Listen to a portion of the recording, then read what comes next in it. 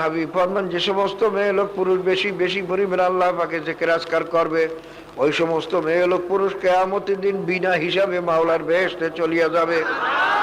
বাবারা মনে রাখবেন, মান্য কেশা ফাকাত হালাক, যে ব্যক্তিকে কিয়ামতের দিন আল্লাহ পাক জিজ্ঞাসাবাদ শুরু করবেন, তার আর জাহান্নাম ছাড়া উপায় নাই। কারণ আল্লাহ পাকে সুয়ালের জবাব দেওয়ার মতো ক্ষমতা কোনো মানুষের নাই। আল্লাহ পাকের একটা, কালকে আমি বলছিলাম, এক গ্লাস পানির পরিবর্তে 1000 বছরের সামাল সারা জীবনে ইবাদত বন্দেগীর সব দিয়ে দিল। বাবারে এরকম আল্লাহ পাকে যে কত লক্ষ লক্ষ নেয়ামত ভোগ করতে আসি, তার কোনো সীমা নাই।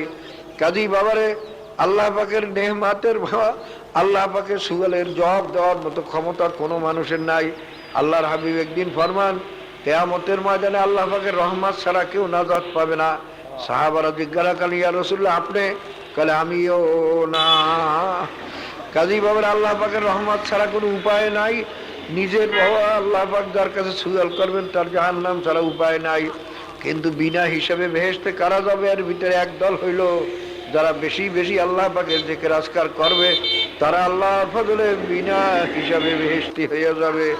বাবারে হযরত মাওলানা জাকারিয়া সাহেব রাহমাতুল্লাহ আলাইহি ফজাইলে জিকির পড়িয়ে দেখেন, এখন তো প্রায় মসজিদেই পাওয়া যায় ওই তাবলিগি নেশাবা কি জানি, ওই ফজাইলে আমাল, এই কিতাবের মধ্যে ফজাইলে জিকিরও তো একখান কিতাব আছে। এখন দেখা যায় অনেক তাবলিগালার তাদেরই কিতাব ফজাইলে জিকির পড়বে না। এটা তো আপনি কি করলেন? আপনার ওই জিকির ভালো লাগে না, জিকিরের আয়াতগুলো হাদিসগুলো আপনার কাছে ভালো লাগে না, কাজীটা আপনি একটু বিরক্ত হয়ে গেছেন। আল্লাহ জিকিরের কথা কই লোক এটা ভুল করছে, রাসূলুল্লাহ সাল্লাল্লাহু আলাইহি ওয়াসাল্লাম জিকিরের কথা কই লোক এটা ভুল করছে নাকি কন? কাজী ভাইরা এসব আবার বাইরে এই কথা শুনে আবার সমস্ত তাবলিগালার দোষ দিয়েন না। আসল মূল তাবলিগ তো ঠিকই আছে, কি কন? মূল তাবলিগ ঠিকই আছে, কিন্তু সব ভেজাল বর্তমানে ঢুকতেছে। আমি ভেজাল আলোচনা, এই জন্য আপনি তাবলিগের বিরোধী। আরে না, আমি ভেজালের বিরোধী। পীর মুরিদের মধ্যে যে ভেজাল আছে আর বিরুদ্ধে আমি বলি না, তা আমি পীর মুরিদের বিরোধী, আমি তো ভেজালের বিরোধী। তা তাবলিগের মধ্যে ভেজাল লোকলে তাই আমি বলবো না, কি করেন? আমার দলের লোকে যদি ভেজাল করে আমি বলবো না? যদি না বলি তাহলে আমি হকের উপরে নাই। আমার দলের লোকে খারাপ করলেও যদি সেটাকে আমি সমর্থন করি, মনে করি আমি হকের উপরে নাই। হকের উপরে যদি থাকতে হয় আমার মধ্যে ভেজাল থাকলেও সেটা বলতে হবে, নাকি বলেন? কাজী ভেজালের আমি সমালোচনা, কাজে এটা উল্টা কেউ বসবেন না।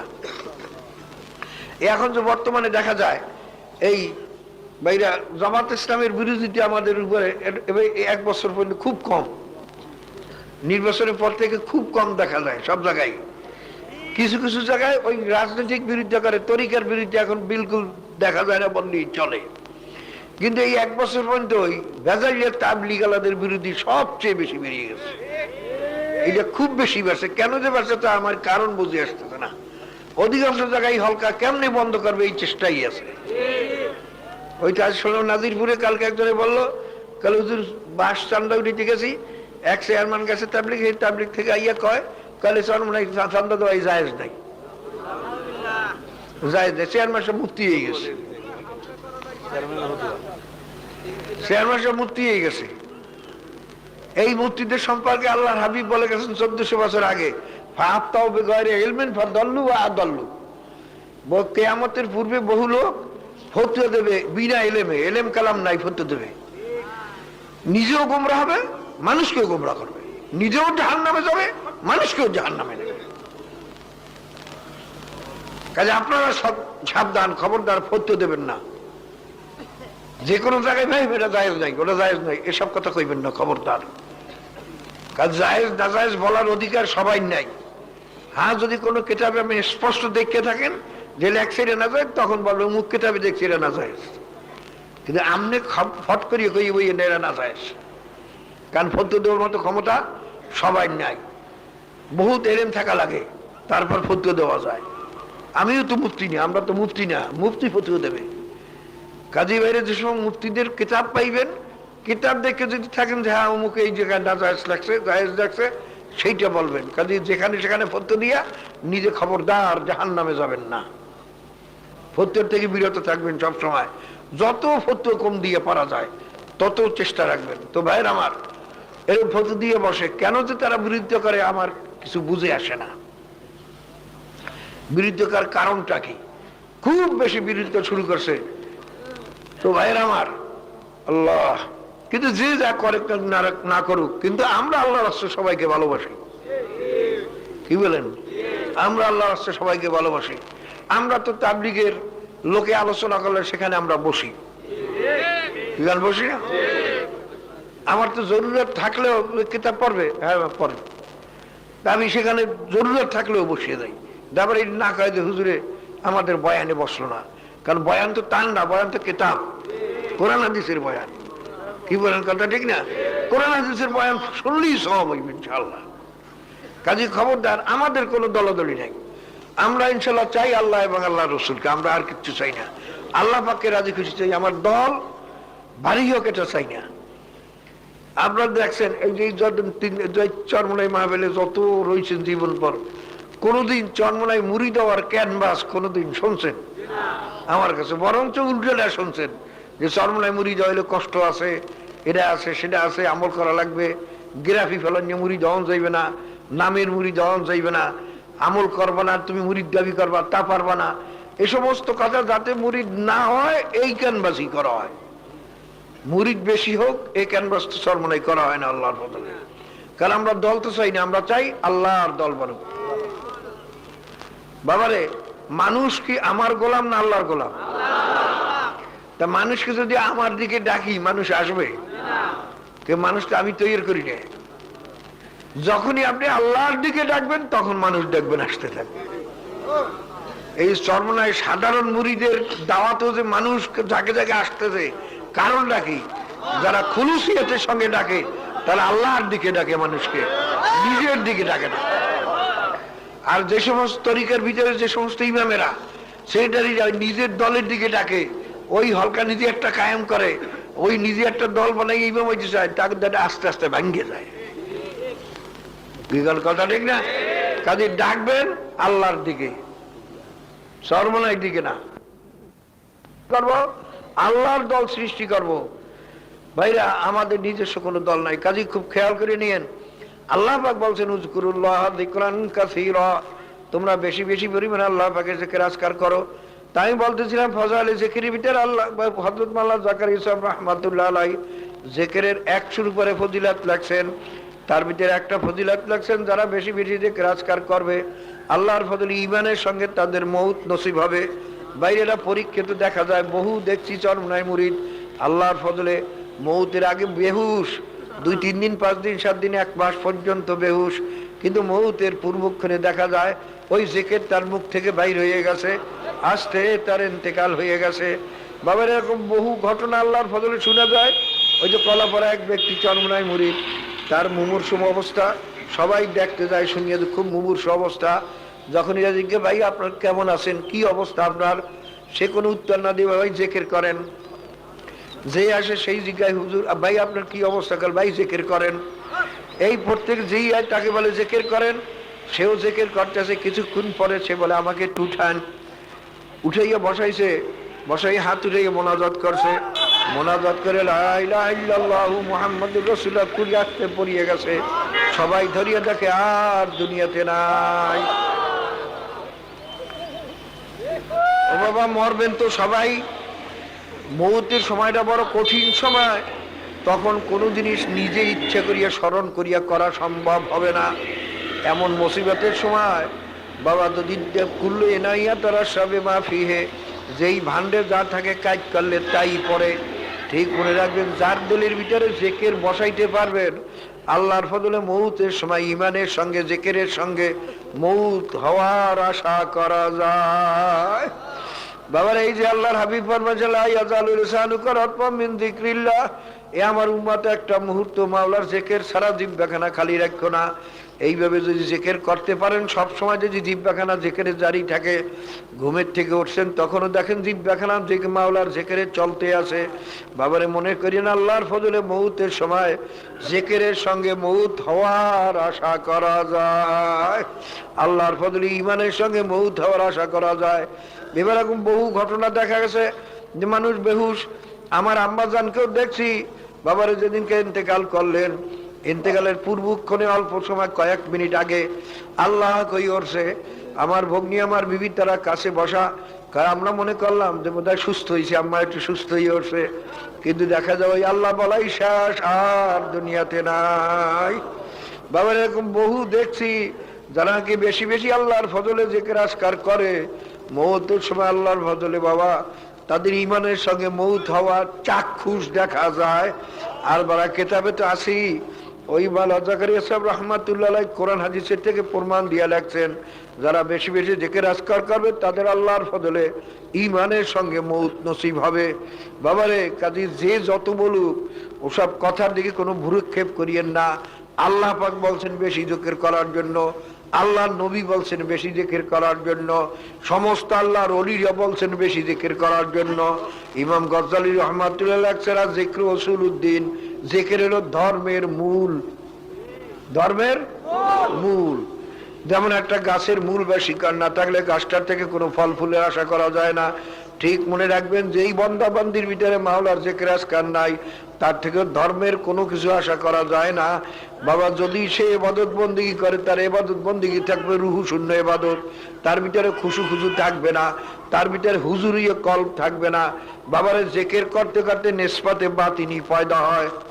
ওই নিসবতে বাতিনি কালকে বলছিলাম মাওলার সঙ্গে গোপন সম্পর্ক, এই গোপন সম্পর্ক হয় বাইরে জিকির করতে করতে। যারা হামেশা মাওলার জিকির করে ওই নামাজে দাঁড়াইলে তাদের খেয়াল আসছে যে আমার মাওলা তো আমার দিকে চাইয়ে রয়েছে, বাবারে আমি তো মাওলার দেখতে আসি। এই সমস্ত খেয়াল আল্লাহর ফজলে পয়দা হয়ে যায় বেশি জিকির করতে করতে। বাবারে হযরত মাওলানা জাকারিয়া সাহেব রাহমাতুল্লাহ আলাইহি এই জিকিরের ফায়দার ভিতরে আরেকটা ফায়দা রাখেন, যারা বেশি বেশি জিকির আজকার করবে তাদের আল্লাহর ফজলে কবরে আযাব হবে না। এও হাদিস দ্বারা প্রমাণিত, মুখের কথা না। বাবার হযরত মাওলানা জাকারিয়া সাহেব রাহমাতুল্লাহ আলাইহি লেখেন, যারা বেশি বেশি জিকির আজকার করবে কিয়ামতের ময়দানে মাওলা তাদের আরশের নিচে ছায়া দান করবেন। বাইরে এক হাদিসি ভিতরে তো আছে, আল্লাহর হাবিব ফরমান কিয়ামতের ময়দানে মাওলা ডাক দেবেন, আইনা উলুল আলবাব, আইনা উলুল আলবাব, আইনা উলুল আলবাব, এ জ্ঞানী লোকেরা কোথায় আসো, আমার খাস দরবারে আসো। এ জ্ঞানী লোকেরা তোমরা কোথায় আসো, আসো আমার খাস দরবারে আসো। এ জ্ঞানী লোকেরা কোথায় আসো, আমার খাস দরবারে আসো। সাহাবা কেরাম জিজ্ঞাসা করেন, ইয়া রাসূলুল্লাহ, ইয়া হাবিবাল্লাহ, উলুল আলবাব কারা, এই জ্ঞানী লোক কারা? আল্লাহর হাবিব তখন আল্লাহ পাকের এই আয়াত তেলাওয়াত করেন, আল্লাযীনা ইয়াযকুরুনাল্লাহা কিয়ামান ওয়া কুউদান ওয়া আলা জুনুবিহিম ওয়া ইয়াতাফাক্কারুনা ফী খালকিস সামাওয়াতি ওয়াল আরদ রব্বানা মা খালাকতা হাযা বাতিলান সুবহানাকা ফাকিনা আযাবান নার। আল্লাহর হাবিব ফরমান, আমার কথা না, আল্লাহ পাকের কালামি মাওলা ঘোষণা করছেন জ্ঞানী লোক ওই সমস্ত মেয়ে লোক পুরুষ যারা দাঁড়ানো অবস্থায় মাওলার জিকির করবে, বসা অবস্থায় মাওলার জিকির করবে, শোয়া অবস্থায় মাওলার জিকির করবে, এবং মাঝে মাঝে মুরাকাবা করবে, মাঝে মাঝে দুই ফোঁটা চোখের পানি ছাড়িয়ে দিয়ে জাহান্নামের থেকে পানা চাইবে। এই তিন গুণ যাদের ভিতরে থাকবে তারা হইল জ্ঞানী। এই ঘোষণা কার? আল্লাহ পাকের। বাবা আমরা তো মনে করি ইঞ্জিনিয়াররা বড় জ্ঞানী, আমরা তো মনে করি ডাক্তাররা বড় জ্ঞানী, আমরা তো মনে করি ডক্টরটা বড় জ্ঞানী, আমরা তো মনে করি দার্শনিকটা বড় জ্ঞানী, কিন্তু আল্লাহ পাক ফরমান না না, ইন্না ফি খালকিস সামাওয়াতি ওয়াল আরদি ওয়া ইখতিলাফিল লাইলি ওয়ান নাহারি লাআয়াতুল লিউলিল আলবাব আল্লাযীনা ইয়াযকুরুনাল্লাহা কিয়ামান ওয়া কিয়ামান ওয়া কুউদান ওয়া আলা জুনুবিহিম। আল্লাহ পাক ফরমান, আমার আসমান জমিনের ভিতরে, আমার সৃষ্টি জগতের ভিতরে বহু নিদর্শন রয়ে গেছে। কার জন্য? জ্ঞানী লোকের জন্য, সব লোকের জন্য না। বাবারে আল্লাহ পাকের এই কুদরতের ভিতরে, আল্লাহ পাকের মখলুকাতের ভিতরে নিদর্শন আছে কার জন্য? জ্ঞানী লোকের জন্য। বাবারে যে জ্ঞানী না তার জন্য কিন্তু এর ভিতরে কোনো নসিহত নাই। বাবারে একটা সুন্দর জিনিস দেখে খুশি ওই ব্যক্তি যার চক্ষু ঠিক আছে, যার চক্ষু নাই সে সুন্দর কালো তার কাছে বরাবর। একটা ভালো আওয়াজ শুনে ওই ব্যক্তি খুশি হবে যার কানের শোনবার শক্তি ঠিক আছে। বাবা যার কানের শোনবার শক্তি ঠিক নাই তার কাছে ভালো আওয়াজ আর গালি কিন্তু সমান। বাবার একটা আতর ওই ব্যক্তি পয়সা দিয়ে খরিদ করবে যার নাকের ঘেরান ক্ষমতা ঠিক আছে, যার নাকের ঘেরান শক্তি ঠিক নাই তার কাছে পায়খানা পানি আর আতর সমান।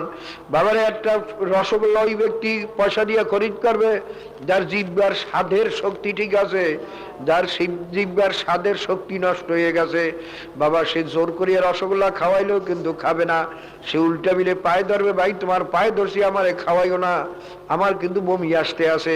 ঠিক আল্লাহ পাক ফরমান আমার এই মখলুকাতের ভিতরে ওই বন্দাবান্দির জন্য নিদর্শন আছে যে ব্যক্তি জ্ঞানী। বাবারে যারা জ্ঞানী না তার জন্য মাওলার কুদরতের মধ্যে মাওলার মখলুকাতের মধ্যে কোনোদিন নিদর্শনও নাই। এখন জ্ঞানী কারা?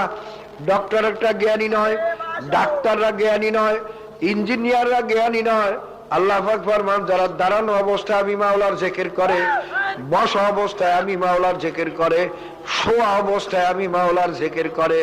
বাবারে মানুষের তিন অবস্থার থেকে মানুষ খালি নাই। হয়তো মানুষ দাঁড়াইয়ে থাকবে, হাঁটলেও তো মানুষ দাঁড়াইয়ে দাঁড়াইয়ে হাঁটে, অথবা মানুষ বসা থাকবে, অথবা মানুষ শোয়া থাকবে। আল্লাহ পাক ফরমান এই তিন অবস্থায় যারা মাওলার জিকির করে তাসাউফের ভাষায় এটাকে বলা হয় সুলতানুল আসকার, অর্থাৎ যাদের সুলতানুল আসকার আছে। বাবারে সুলতানুল আসকারের অর্থ পশম থরথর করে কাপার নাম সুলতানুল আসকার নয়, কলব ঠক ঠক করে লড়ার নাম সুলতানুল আসকার নয়। যারা হামেশা দাঁড়ানো অবস্থায়, বসা অবস্থায়, সহ অবস্থায় জিকির যারা করতে থাকবে, জিহ্বা বন্ধ থাকলেও কলবের জিকির যাদের হইতে থাকবে।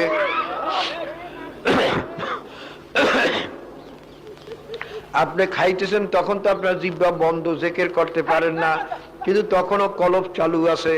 বাবারে আপনি কথা বলতেছেন দুনিয়ার, তখন তো আপনার জিহ্বা বন্ধ, জিকির করতে পারেন না, কিন্তু কলব চালু আছে, কলবের ভিতরে মাওলার জিকির হইতে আছে। বাবারে এটার নাম হলো সুলতানুল আসকার। হামেশা মাওলার খেয়াল, মাওলাকে এক মুহূর্তের জন্য যে ভোলে না তার হইল সুলতানুল আসকার। বাবারে এই সুলতানুল আসকার অনেকে জারি করিয়ে দেয়, বাবা অনেক পীর আছে খোসা দিয়ে জারি করে দেয়, এগুলো হলো সাধনা জাদু। খোসা করে জারি করে দেয়, ওই জারি বেশি সময় থাকে না, ওদের আমল আখলাক দুরুস্ত হয় না। দেখবেন পশমে জিকির করে, কলব ঠকঠকা গেলে কিন্তু সুন্নত তরিকা ঠিক নেই। কি কথা ঠিক না? বাইরে ঔষধ খেলাম কিসের জন্য? স্বাস্থ্য ভালো হওয়ার জন্য। তো ঔষধ খেলাম শরীর খুব গরম হইলো কিন্তু স্বাস্থ্য ভালো হয় না, তো ওষুধ কাম রইল কি? কথা বুঝতে পারছেন তো?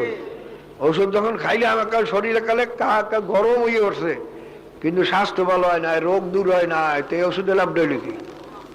ওষুধে ক্রিয়া করে নাই। বাবারে আপনি যে কাজ করেন পশম লড়ে ঠিকই, আমল আখলাক ঠিক হয় নাই, মনে করবে ওষুধ দ্বারা কোনো কাজ হইল না। বাবারে যখন যে কাজ করতে করতে মানুষের যখন হামেশা খেয়াল আসে যাবে মাওলার, বাবার এই যে অনেকের অজদহাল হয় তারপরে তার আমল আখলাক ঠিক নাই, পয়সা পাইলেই হজম করিয়ে ফেলায়, হক হুকুক ঠিক নাই, এগুলোনের শয়তানে পেয়েছে কোনো অজদহাল টল কিচ্ছু না। আসলে ভাবে তুমি যদি মাওলার ভয়তে অস্থির হইয়াই যাও, তুমি তো গুনার কামের কাছেও যাইতে পারো না। কি কথা ঠিক না? যে কোনো বাইরে দেখবেন আমল আখলাক ঠিক নাই, অজদ হয়, অজদ তৈরি মাওলার ভয়ে, যেমন বাঘ ডাকলে মানুষ অস্থির হইয়া যায়। কি কন?